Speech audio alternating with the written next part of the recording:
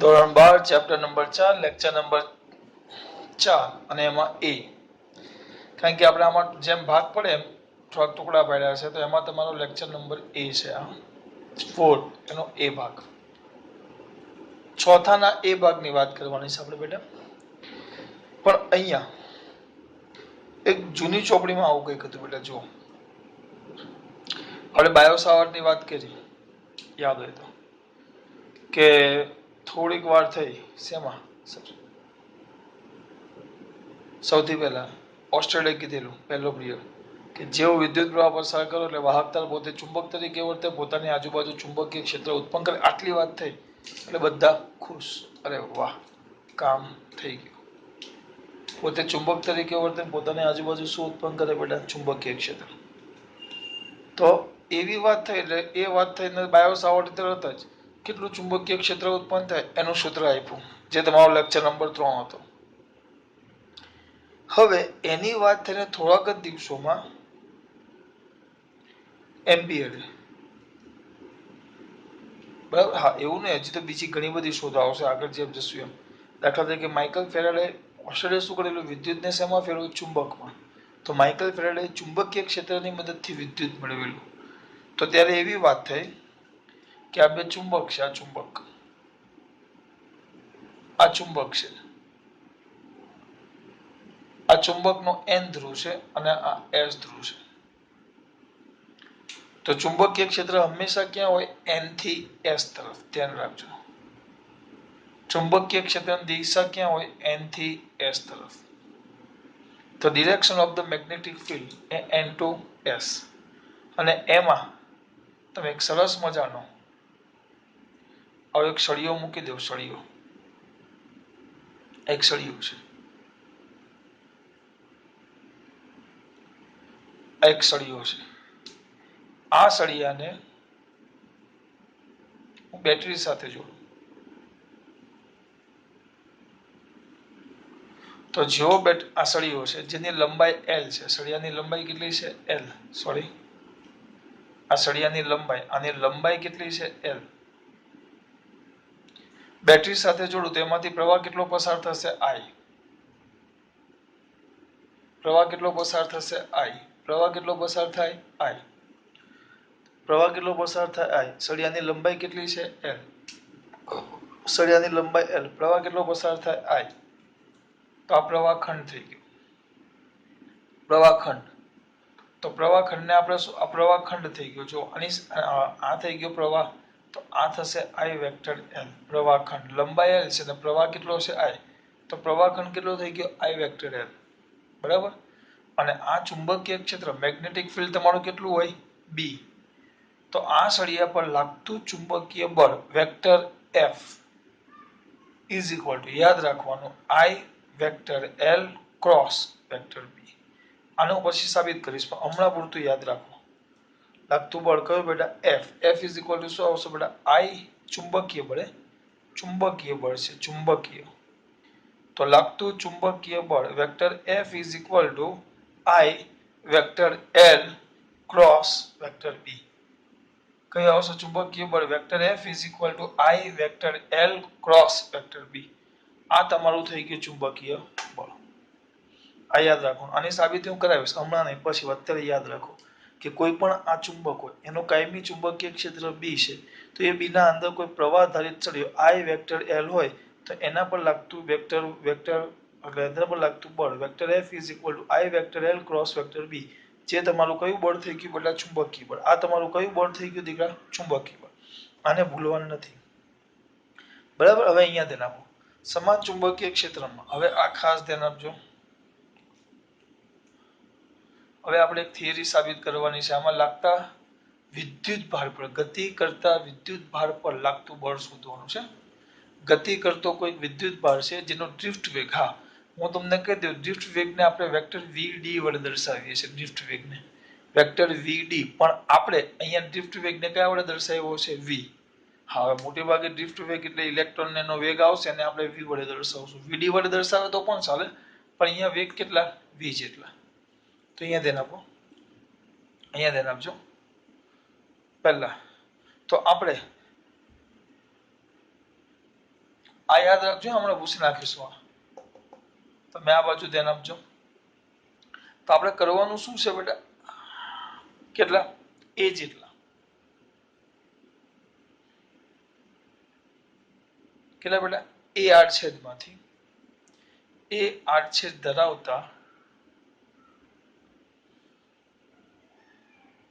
વાહક તારમાંથી, એ આડછેદ ધરાવતા કેવા બેટા વાહક તાર, એક વાહક તાર છે જેનો આડછેદ કેટલો છે એ, તો એ આડછેદ ધરાવતા વાહક તારમાંથી, એ આડછેદ ધરાવતા વાહક તારમાંથી ક્યુ, ક્યુ ને આપણે કામ કરીએ વિદ્યુત ભાર લખીએ. શું લખીએ બેટા,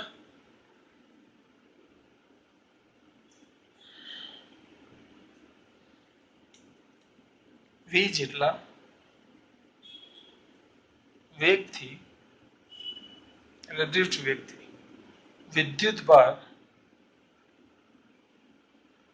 ગતિ કરતા રચાતો વિદ્યુત પ્રવાહ.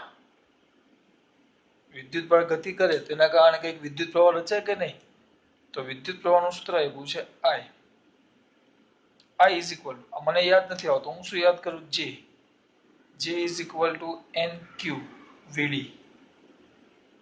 NE VD, NE પણ આપણે વિદ્યુત ભાર Q લઈએ છીએ તો NQ VD બરાબર. ગતિ કરતા અહીંયા લખી નાખીએ, ચલો કયો Q વિદ્યુત ભાર ગતિ કરતા રચાતો પ્રવાહ. તો આના જગ્યાએ આવે I by A. J is equal to, તો I by A is equal to NQ VD. તો એના પરથી direct I is equal to NQ A VD. NQ A VD આ ધ્યાન આપજો. તો હું ડાયરેક્ટ આ લખું છું, આ તમારે ડાયરેક્ટ લખવા પ્રવાહ લખો તો થિયરી ટૂંકમાં થાય, નકર આખી લાંબી થાય. આ વસ્તુ તમે લખો તો અહીંયા આના વડે પણ લખી શકો, પણ આ સાઈડમાં લખ્યું છે લખી નાખીએ. તો શું આવશે બોલો, J is equal to NQ VD. VD નો લખો હોય તમે ખાલી V લખો તો પણ ચાલે, આપણે ડ્રિફ્ટ વેગ ને વિદ્યુતભાર V જેટલા આ ડ્રિફ્ટ વેગ લખી નાખીએ આપણે. હા, વેક્ટર V જેટલા ડ્રિફ્ટ વેગ, ડ્રિફ્ટ વેગ ને V કીધો છે, VD લખો તો પણ ચાલે. તો વિદ્યુત પ્રવાહ તો સીધો આ લખી નાખું તો જો J is equal to NQ VD, NE VD, જેના જગ્યાએ I by A is equal to NQ VD. કોણ ભાઈ, J is equal to NQ VD પરથી I by A is equal to NQ VD. VD નો લખવો હોય આપણે નહીં જ લખશું, કારણ કે આપણે ડ્રિફ્ટ વેગને V કીધો છે, આપણે ડ્રિફ્ટ વેગને શું કીધો છે બેટા V. તો J ઇઝ ઇક્વલ ટુ હા અને NQVD, તેના પરથી શું આવ્યું, I by is equal to NQVD.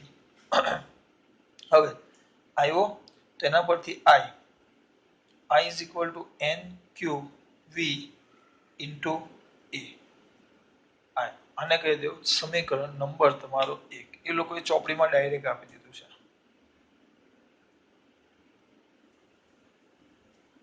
આ થઈ ગયું તમારું સમીકરણ નંબર 1. બરાબર છે, આને બાજુમાં કેમ રાખ્યું, જો મારે બળ શોધવાનું છે, બળ, આ બળ, એના માટે I vector L cross vector B. બરાબર. હવે આ સળિયો છે, હું સમજાવું થોડુંક ધ્યાન રાખજો.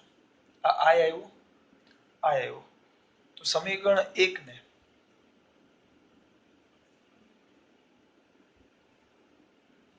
બંને બાજુ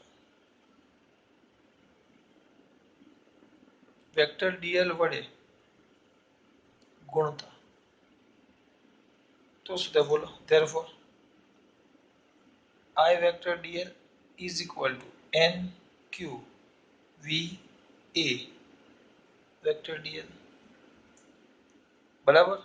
પણ આ છે સ્થાનાંતર, તો જે દિશામાં વેગ હશે, જે દિશામાં વેગ હશે એ દિશામાં કણ શું કરશે, ઇલેક્ટ્રોન જે દિશામાં ઇલેક્ટ્રોન વેગની દિશામાં સ્થાનાંતર થાય dl એટલે કાપેલું અંતર, બંને બાજુ dl વડે ગુણી નાખું છું તો ઇઝ ઇક્વલ ટુ, તો શું થાય બેટા I vector dl is equal two n વેગ અને dl બંનેની દિશા એક જ છે, બંને એક જ દિશામાં છે, તો nq a dl એટલે આ વેક્ટર અહીંયાથી કાઢી વેક્ટર કોના પર લખી નાખ્યું v પર. કેમ? કારણ કે વેગ આ વાહકતા છે, વિચારો મારે દોરવો જ પડશે.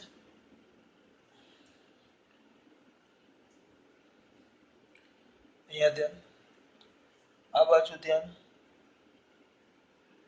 આ વાહકતા છે, જોજો ક્યાં ગયું વિપુલ પટેલ, એક વાહકતા છે. આ કશે આપ્યું નથી બેટા, પણ આ સમજૂતી માટે છે. હા, તમે આ dl લખ્યું, dl ના જગ્યાએ તમે શું કરી નાખો બેટા, l લખો તો પણ ચાલે. આપણે અહીંયા ચુંબકમાં l લખ્યું, જો બળમાં તમે dl લખો તો પણ ચાલે, બળ df લખો તો પણ ચાલે, ગમે તે લખીએ. તો આ નાનો છે તો બળ કેવું લખવાનું, નાનું, એ પછી હું તમને સમજાવું. ચલો, આ વેક્ટર dl આવ્યો, dl તો હું શું કહેતો હતો, હા હવે આમાં ઇલેક્ટ્રોન ગતિ કરતા હોય તો ઇલેક્ટ્રોન જે બાજુ સ્થાનાંતર થાય એ જ બાજુ ઇલેક્ટ્રોનના વેગની દિશા હોય. dl એટલે કરેલું સ્થાનાંતર, ખંડની લંબાઈ, તો એ બાજુ જ જાય વેગ, અને આ dl બે એક જ બાજુ, તો એક જ દિશા છે એટલે આના વેક્ટરને આના પર મૂકી દીધું, દિશા એક જ છે એટલે, અને આ બંને સદિશા છે એટલે બંનેમાંથી કોઈ એક હોય તો ચાલે. પછી અહીંયા શું છે, ક્રોસ ચુંબકીય બી છે. જો મારે આ બળ શોધવાનું છે, I vector l cross vector b, તો આ ચુંબકીય બળ થઈ ગયું. જો ધ્યાન આપજો, એટલે હવે સમીકરણ, હવે બંને બાજુ આને આપી દઉં, સમીકરણ નંબર 2. તો સમીકરણ 2 ની દેખાય છે આખો કોણ બેટા, સમીકરણ 2 ની, સમીકરણ 2 ની બંને બાજુ વેક્ટર બી વડે અથવા વેક્ટર બી સાથે સદિશ ગુણાકાર, સદિશ ગુણાકાર કરતા, એની સાથે કયો ગુણાકાર કરતા, સદિશ ગુણાકાર. તો અહીંયા જોજો તો શું થશે બેટા, તો અહીંયા સદિશ ગુણાકાર કરવાનું સર કીધું છે, તો ધ્યાન આપજો. અહીંયા ધ્યાન,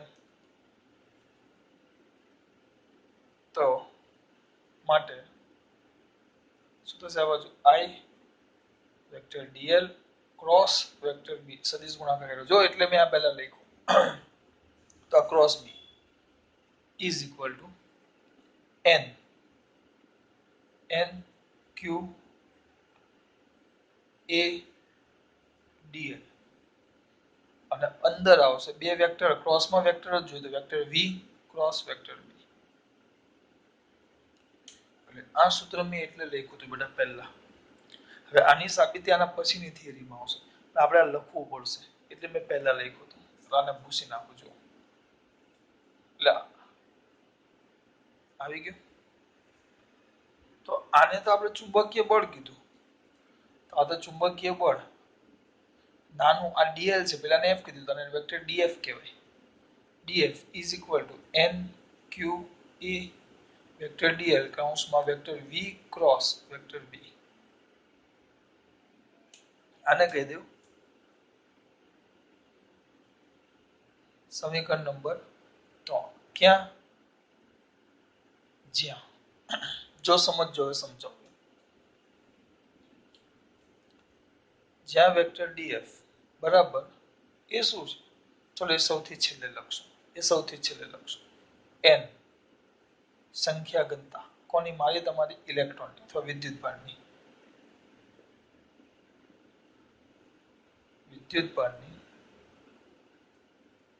સંખ્યા ઘનતા a આડછેદનું ક્ષેત્રફળ,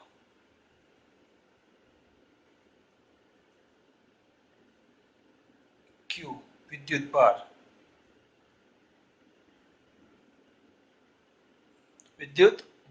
dl સળિયાની લંબાઈ, સળિયો લખ્યો છે કે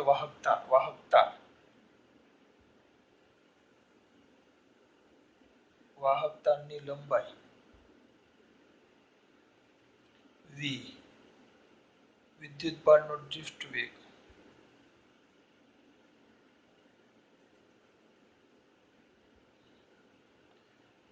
બરાબર. બી ચુંબકીય ક્ષેત્ર.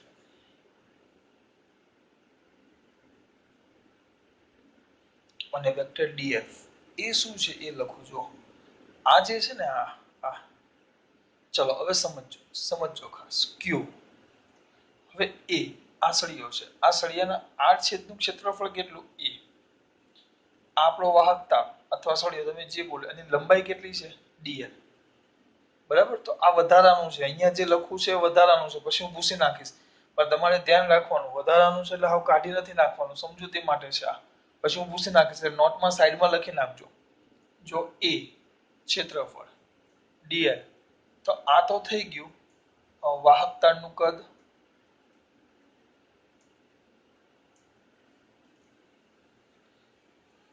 આ તો થઈ ગયું વાહકતાનું કદ. કોનું કદ થઈ ગયું? વાહકતાનું. જોજો હવે એડીએલ. એન છે સંખ્યા ઘનતા. એન એન શું છે? એકમ કદ દીઠ વિદ્યુત ભારની સંખ્યા.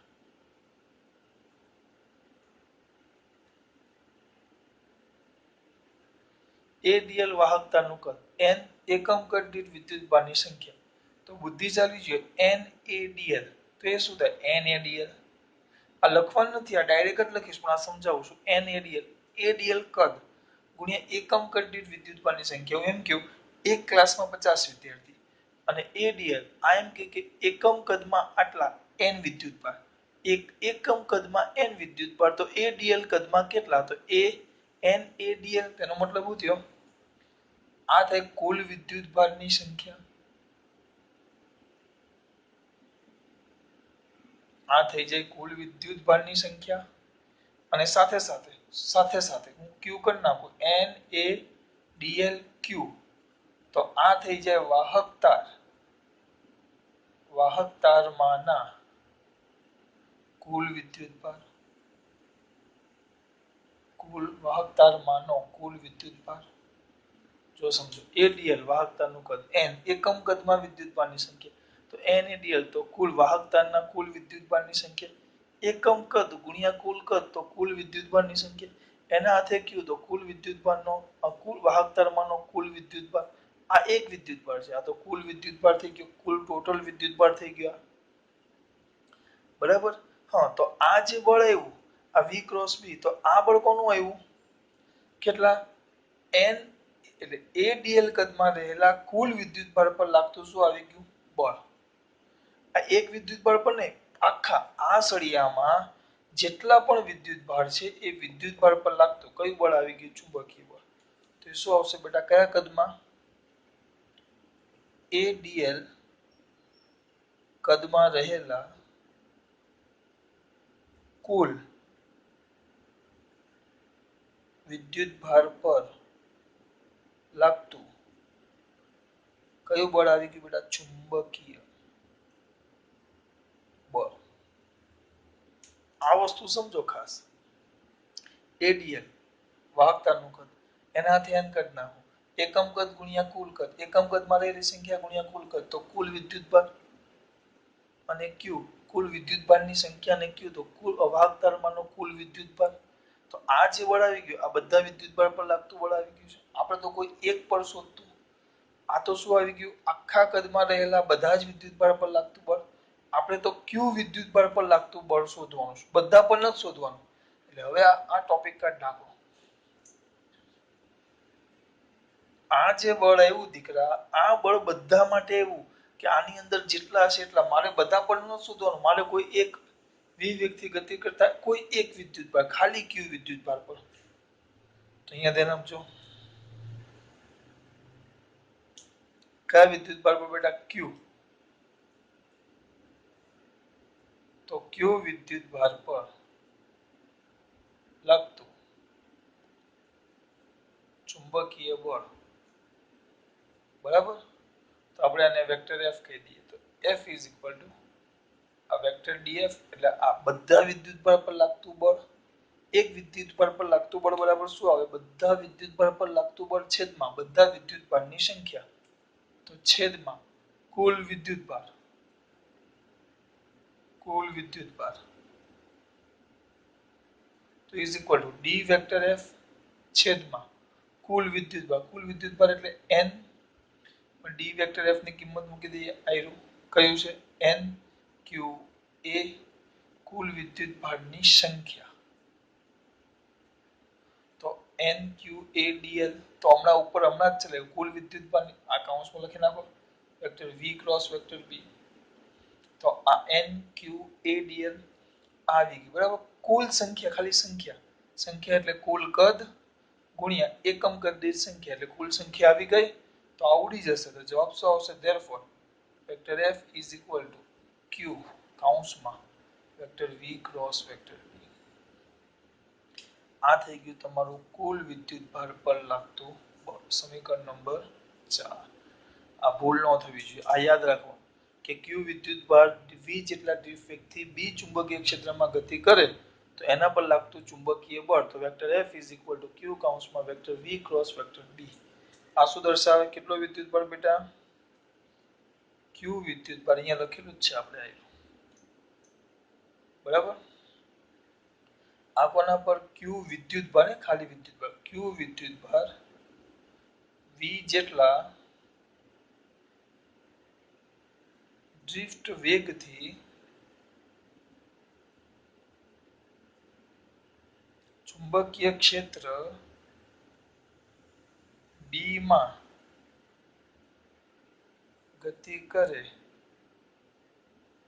ત્યારે લાગતું ચુંબકીય બળ દર્શાવે છે. આ ભૂલ ન થવી જોઈએ. કોણ? સમીકરણ 4 એ q વિદ્યુતભાર પર. આ થિયરી પૂરી. પેલું વધારાનું કાઢી નાખો તો થિયરી બહુ ઈઝી છે. જો કઈ છે નહીં સર, કેમ કઈ છે નહીં? થિયરી તો બહુ મસ્ત હશે સર. પાછી 2 મિનિટમાં. ચલો પહેલા આટલું જોઈ લો. પહેલા જો, હવે આ થિયરી મેં કેમ મોઢે કરી? ચલો પહેલા શું કર્યું આપણે? ar છેદ ધરાવતા વાહક તલમાંથી v જેટલા દીઠ વેગથી q વિદ્યુતભાર ગતિ કરતા રચાતો પ્રવાહ j nqv, આ પ્રવાહ ઘનતા. આના પરથી i by j nqv, તો i nqva. તમે ડાયરેક્ટ તમારી માહિતી માટે લખ્યું છે. આ બે સ્ટેપ ઉડાડી શકો, સીધો આ લખો તો એ ચાલે, બરાબર. સમીકરણ બંને બાજુ dl વડે ગુણતા, dl વડે ગુણી નાખ્યું તો nqa dl into vector v. સમીકરણ 2 ની બંને બાજુ વેક્ટર b સાથે સદિશ ગુણાકાર કરતા એટલે આ આવી ગયું. અહીંયા સુધી પહોંચી ગયા. પછી આમાં શું કરવાનું? કઈ જ નહીં. હવે આ બોલીશ ને તો મજા નહીં આવે. આ થિયરી પાછી એકવાર ચલાવજો. આટલામાં ખબર પડી પહેલા? આ તમારી થિયરી. હવે આ થિયરી જો મને પરીક્ષામાં પૂછે આ સમજાયું એટલે વાર લાગ્યું, જો આ સમજાયું ન હોત ને તો આટલી બધી કઈ વાર લાગે નહીં, બહુ સ્પીડમાં થાય. કઈ રીતે? જો પૂછી નાખો આને, આટલામાં જ પતી જાય કદાચ. તો શું ગપ્પા મારો? હા. ચલો પહેલા રચાતો પ્રવાહ, પહેલું વિધાન લખી નાખવાનું. કયો રચાતો પ્રવાહ? તો રચાતા પ્રવાહનું સૂત્ર શું આવશે બેટા? I is equal to, direct જેવું કામ લખવું પડે.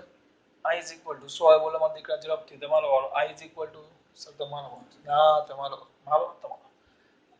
જે જો મને આ સૂત્ર થાય, j is equal to nqvd, nqvd, તો આ શું આવશે?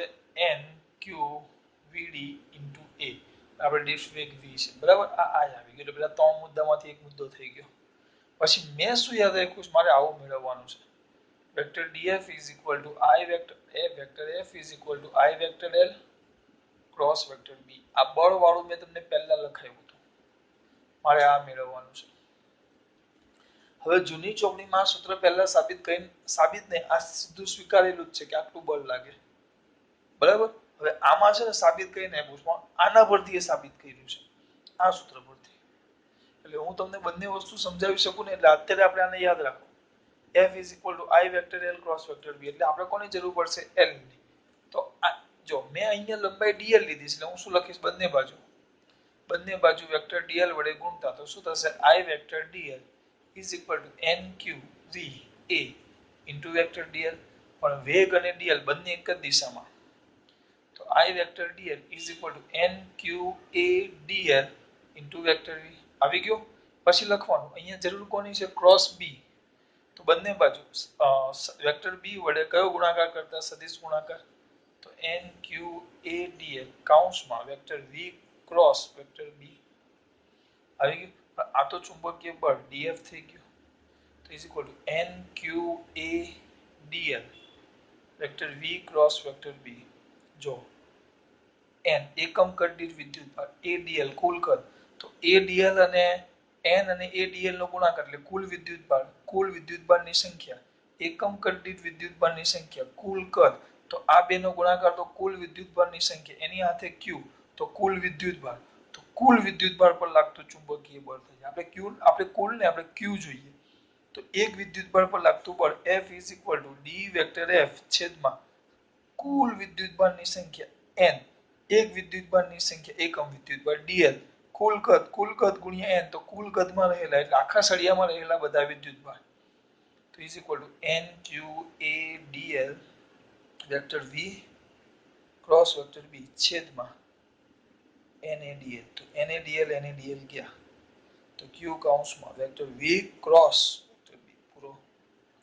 આ ધ્યાન રાખજો. આ આવી ગયું ચુંબકીય બળ.